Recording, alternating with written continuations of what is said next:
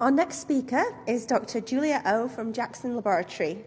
Dr. O is leading one of the projects funded by the NIH CRC. So please join me in welcoming Julia to the stage.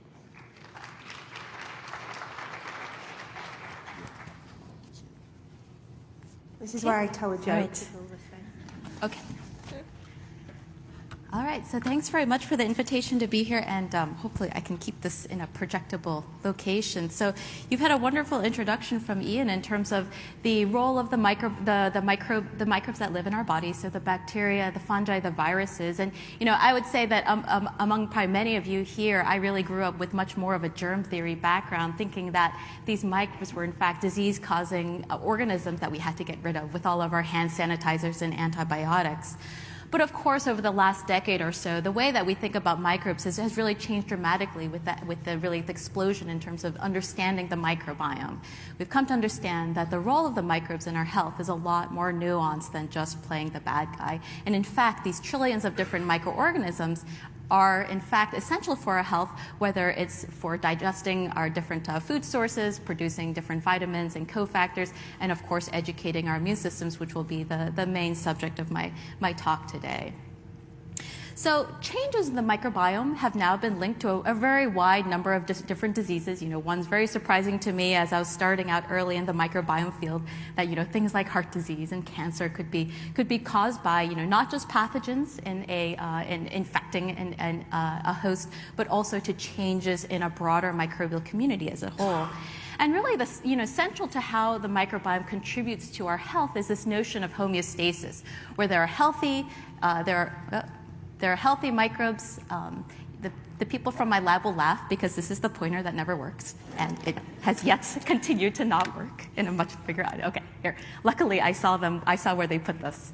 Well, anyway, so there are beneficial microbes that contribute to beneficially modulating and tuning our immune system, and then of course we have the pathobionts that naturally reside in our immune system, in our microbiome, that have pro-inflammatory potential. And then when there are shifts to the microbiome, and these can be intrinsic, whether they're driven by different factors innate to the microbiome in terms of the different species that are present, or extrinsic in terms of different host factors, exposure to different pathogens, changes to diet, exposure to different viruses even, for example. Then you can be driven into a state where you have a dominance of the pathobionts, the pathogens outgrow, and then you have an inflammatory state. But what this cartoon doesn't show is really the tremendous biodiversity of the microbiome. And so this is we're here at the birth of the location of the NIH's Human Microbiome Project. And this was a characterization of a couple hundred different individuals in terms of their gut, oral, skin, and microbial diversity. And really what this study showed was this tremendous biodiversity. The microbes, the hundreds or thousands of different microbes that are unique to each of our different body sites in terms of the diversity, where the gut is a very high diversity site with many different types of microbes, in contrast to other more simple yet very distinct different microbial communities like the urogenital tract or the skin. And then what's important about this is that each of these different microbes in each of these different locations educate the local immunity and provide the body site specific functions such as the digestion, such as the immune tolerance, for example. And as we try to understand now at a mechanistic level, now that we've kind of gotten a census-based approach in terms of kind of who's there in the microbiome, as we try to understand at a mechanistic level how the microbiome impacts our health and modulates our immune system, we have to really think at two different levels. So what are the functions of the individual microbes? So here now colored in the different colors here, how are these individual microbes each impacting the immune system uniquely? But then also, what's the impact of the collective coding potential of all the microbes together working in concert, even at times competing, and essentially adding their metabolic repertoire together? And so, what the goal of our center is, and of the basic research project that I've been working on, and what I'll tell you about today, is our efforts to systematically unravel these host microbiome immune interactions, which is really a very difficult feat and a challenge, given the biodiversity of the microbiome, the differences not just within our own ecosystems, but between individuals, between different disease states. And so our goal here is to understand these interaction networks, because we seek to understand what change changes in a disease state, because these present new potential therapeutic targets for remodeling either the microbiome or the immune system to treat disease. And so the philosophy and the basics of how we'll approach this is to pair high-throughput metagenomic sequencing-based approaches to understand who's there in terms of who's there in a healthy microbiome, who's there and who changes in a disease state, and then use this information to guide how we can actually extract these microbes from these individuals who are healthy or who have disease to build the interactome and to build the hypotheses as to what is dysbiotic in terms of this interaction. So Daria described yesterday our collaboration with the Bateman Horne Center and the patient population that we're looking at. This is an early onset MECFS population, and this is really with the goal of capturing early risk factors, among others, to capture early risk factors as well as progression of disease. And so what the clinicians and the patients they do, this is really really their achievement, and we're very thankful to their contribution. Is we provide them with two different kits, so a metagenomic sampling kit that preserves the microbes and the DNA with which we can do our sequencing, and then also a kit by which we can actually recover the live microbes. And these are kind of our two major workflows. And especially here, I want to point out the value of the centers that have come out of this NIH funding mechanism, because it's brought researchers like me. My background is actually in the skin microbiome, and actually I had very little experience in the gut microbiome before starting this project, but this has really allowed me to diversify in terms of apply my different skill sets from the skin microbiome to learning new lessons in MECFS. So the basics in terms of how we analyze our sequence data and understand who's there in the microbiome is through high-throughput microbial community analysis, what we call metagenomics. And this is basically extracting the DNA in total from all of the different microbes present in a sample. And you may have heard of 16S ribosomal RNA sequencing. So this is a single gene analysis that allows you to reconstruct with a certain degree of resolution the bacteria that are present in a sample. But here we're sequencing the entire DNA complement present in a sample. Therefore, we can gain information on not just the bacteria, but also the viruses, the fungi, as well as infer function by the gene coding potential. And of course, the benefit to this genomic approach is that it's cultivation-free, so it's relatively lower bias. You're not relying on different media conditions to extract particular microbes, and we can simultaneously, of course, identify and study the potential functions of these of all the different microbes simultaneously.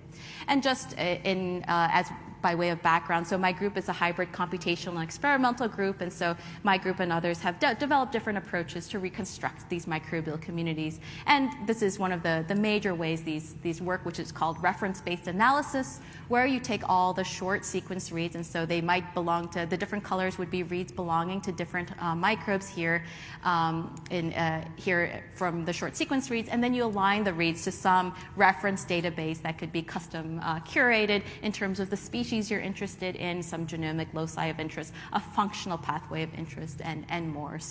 And then we can deconvolute this data and then infer a relative proportion of the species that are present in a microbial community. And these would be some of the major goals in terms of what we would be interested from a metagenomics survey. So we might be interested in the composition, so who's there. We might be interested in the diversity of different microbes that are present.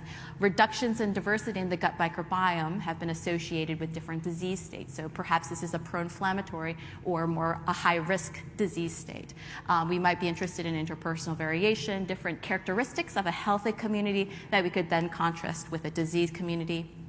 In terms of the function, we might be interested in things like virulence pathways, pro-inflammatory pathways that are higher in their relative abundance, meaning that the microbes that are present may be encoding more of these pro-inflammatory molecules. And then I'll talk a little bit about strain diversity at the very end. But the overall goal is to really identify differences between individuals and the cohorts in terms of the potentially identifying disease-associated microbes. So I'm just going to show a quick snapshot of our data to date. And so we have, I would say, probably 30 controls, 30 to 50 controls and MECFS patients each. And so these are called relative abundance plots, and each bar is a different patient sample. And the different colors represent the relative abundances of the different bacteria, fungi, and viruses present in the different sample. And I've just highlighted a few of the major genera and species here. This is actually a very high resolution analysis to the species level. And I would say, and so this is actually one of the punchlines of this section, is that this is all well and good. Is there anything immediately apparent from this contrast between the control gut microbial composition versus the MECFS patients? Maybe you can kind of see some differences here or some differences here, but it's not. This is actually not all that informative. So we can go into the data and look with a little bit higher resolution and look for species that are over or underrepresented in the disease or the MECFS state. And this is, you're not meant to read all of the different species present here, as in the ones that are overrepresented in the MECFS state, as you are to look at all the ones that are depleted in the MECFS state. And and consistently with what Ian was just saying, is that we see a major reduction in the different microbes that produce the butyrates in the microbial community, as well as Prevotella. And Prevotellas are complex in terms of their phylogenetic and functional breadth, but they've been enriched in, for example, individuals that have a better diet, for example. So there can be complex interactions here that could be mediated both by kind of the lifestyle inferences of these patients, as well as being associated with their disease. This, too, is very limited in that this is just a static snapshot of what is present or enriched in a community. And so we hope to gain a little bit more information in terms of function. And so what my postdoc, Tunde Amiola, developed was an algorithm to infer growth rate. So what microbes are actually actively growing in a microbial community that could reflect the potential active microbes that could be differing between, say, a healthy population and control versus, when we sequence this, really any or all of the microbes could actually be dead. And so this is predicated on some very basic bacterial genetics. So bacteria are small. Unlike us, they typically have a single chromosome. And when they're rapidly dividing, they actually accumulate copies of their genomes at the origin of replication, with relatively fewer copies at the terminus. And so when we plot the coverage of, say, our sequencing data across the length of the genome, we can see high coverage at the replication origin and low coverage at the trough. And so we can make a ratio from the peak to trough as an inference of its growth rate, where you see this bell-shaped curve, but then in a non-growing organism, the peak to trough ratio is much closer to 1. And so Tunde ran this on, looked at all the different species. So this is a metagenome-wide analysis. And so he looked at all the thousands of different species that we found in our metagenomic data set. And what was really interesting here is that, again, differentiating what's more rapidly growing in MECFS is really what is more rapidly growing in the controls. And again, these butyrate producers are really very significantly featured here. So I think this will be very, very important in terms of understanding the interactions with the immune system, because that is one of the major metabolites of interest in terms of host microbiome interactions. So again, all well and good, still inferences in terms of what may be more active, what may be more highly represented in a healthy microbiota versus these patients. But really now what we want to do is get closer to mechanism. What are those butyrate producers? What are these species that are enriched or depleted between the controls and our patients that are really driving kind of this inflammatory state that's been observed, as you saw from Daria's talk yesterday. So to come from the metagenomes to the mechanisms, our goal is, again, to systematically untangle these interactions. And really, there's a couple different flavors here. We can do this in vivo, or we can do it in vitro. So there's a really wonderful paper that came out a couple years ago from Dr. Geva Zatorsky's lab, where she took human and Dennis Kapfer's lab, and what they did was to take 50 different human microbes and then associate them into germ-free mice. And so these are mice that have never seen microbes. And then they looked at the immunologic response after 2 weeks, of growth of those microbes in the intestines of these mice. And so this is just all the different immune profiling that they did from these mice, covering both aspects of innate as well as adaptive immunity. And I'm just going to show one figure from that paper here, which was really striking, and that so here, each of these boxes basically just represents one of the immunologic assays that they targeted here. And then in green is kind of the baseline. It's the germ-free only control. And then each dot represents the immune activation of that particular microbe in that assay. And then basically what's statistically significant is really in red and in the green. But what's really remarkable here is where all the microbes fall on these distributions. Like for here, you can see all the microbes are actually falling below kind of the baseline normal of the germ-free mice.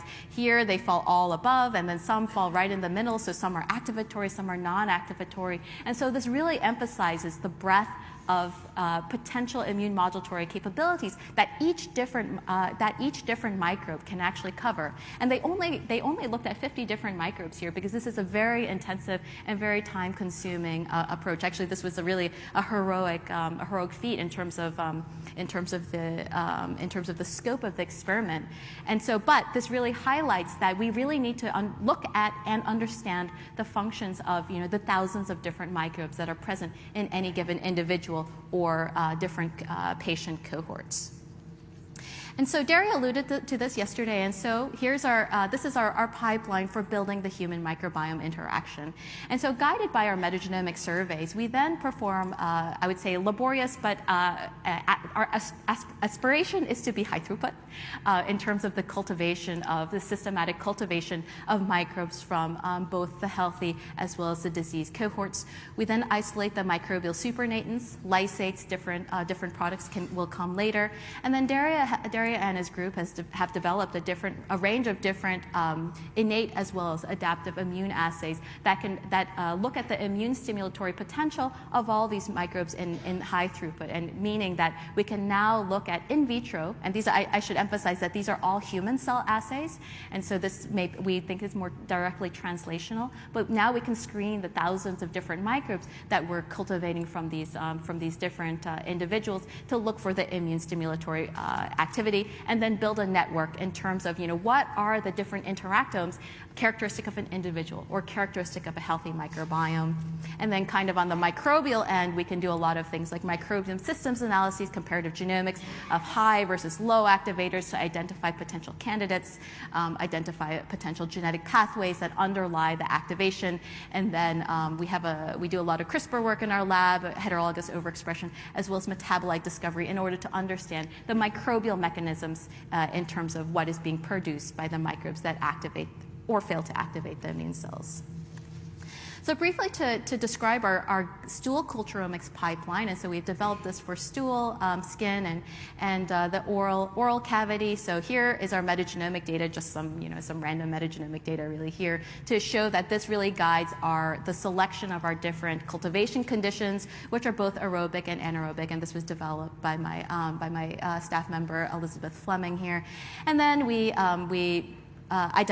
basically type every single species that comes out of this analysis with MALDI-TOF, and then 16S ribosomal RNA sequencing or even whole genome sequencing if neither of those methods can actually produce an identity. And then you might ask, how many of the microbes do we actually cover?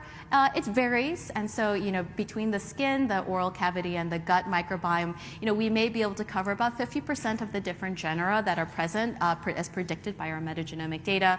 For the stool, but we're able to account for a pretty good proportion of the microbes in the microbial community, all the way up to 85% in the oral cavity. But really, there's still a lot lacking in the stool, and this is just because the anaerobic cultivation conditions can be very difficult for the gut microbiome. So, I think technical innovations in that space are also really going to be important.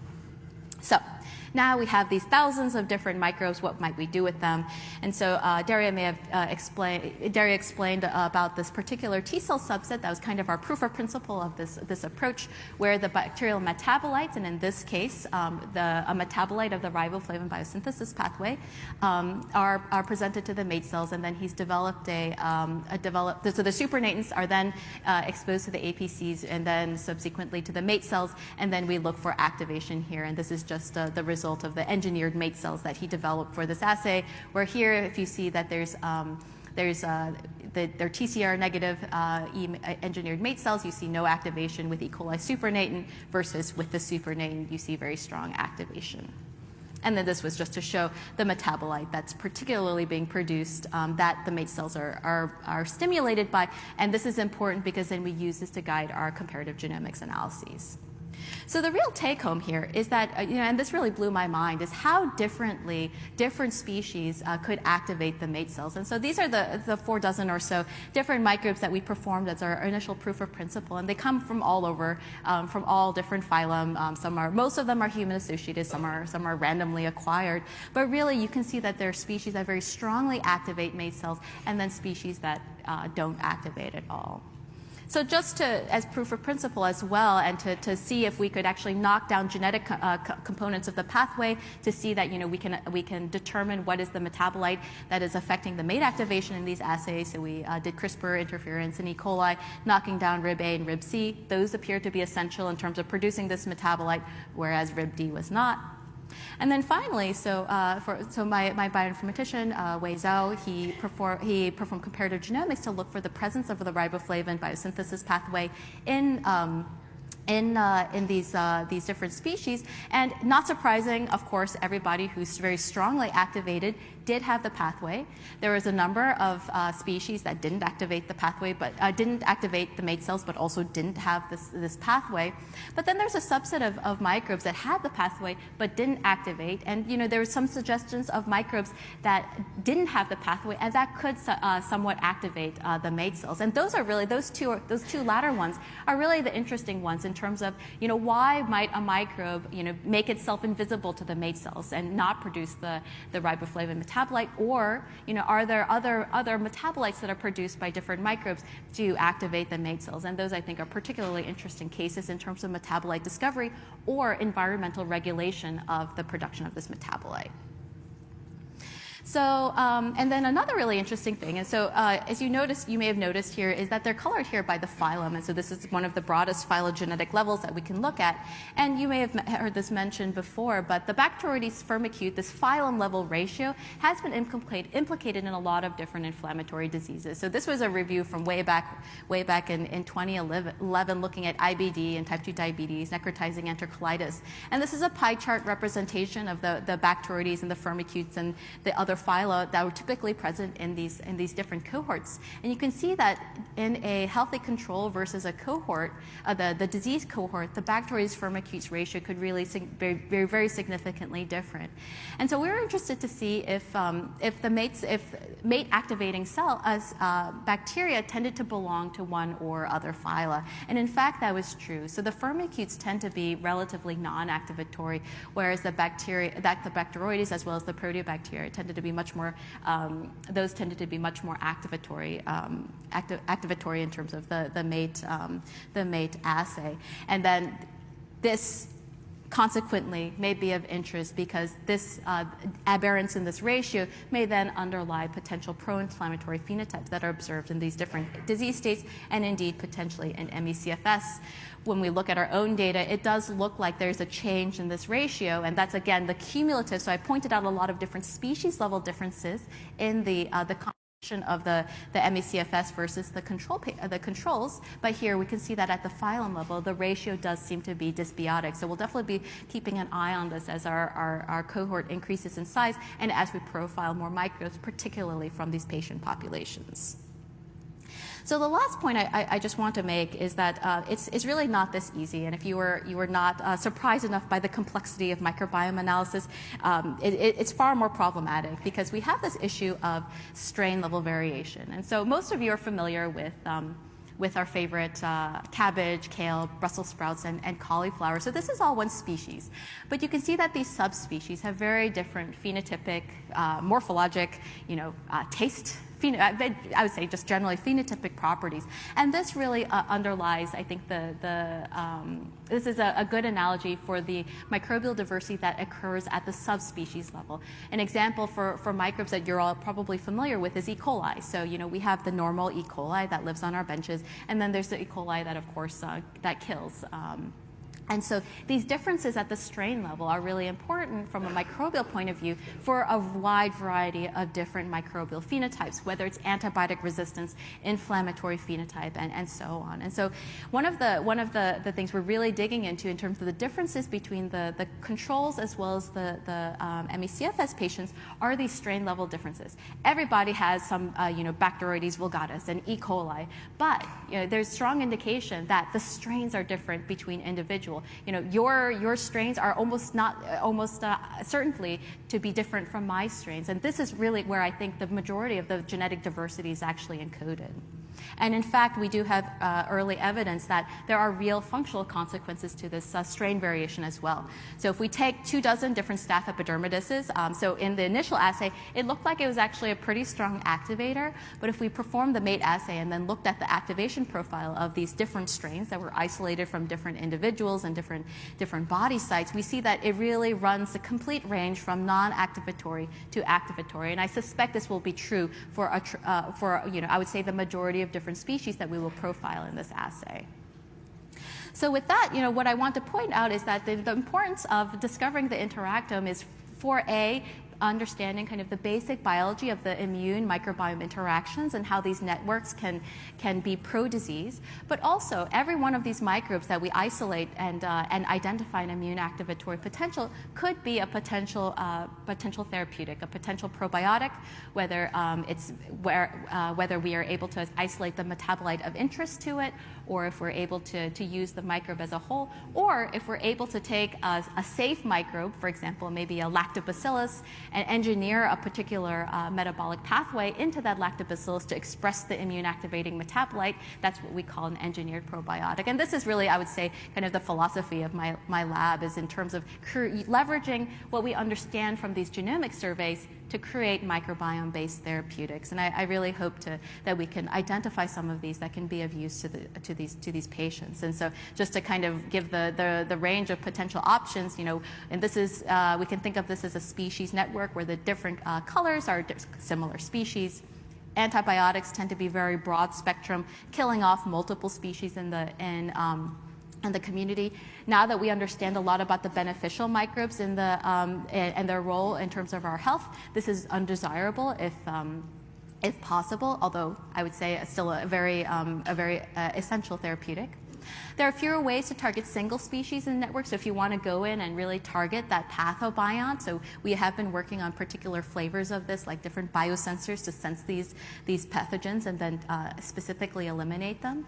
So the different microbes that might come out of this from our work may be probiotics and engineered probiotics, where we're seeking to replace remodulate, reshape the microbiome towards a configuration that is less inflammatory, for example, would be one example, or have even combinatorial targets where perhaps one microbe could produce multiple immune modulatory molecules and then and therefore be able to fine-tune the interactome.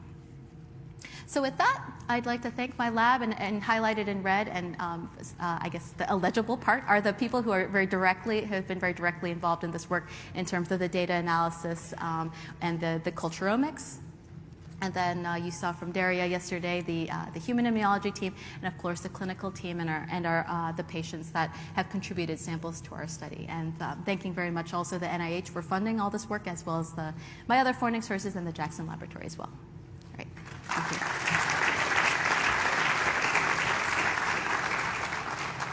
Thank you. It was really cool and exciting. So thank you for that presentation. Are there any questions for Dr. O? I know we're coming up against lunch, so let's keep them quick.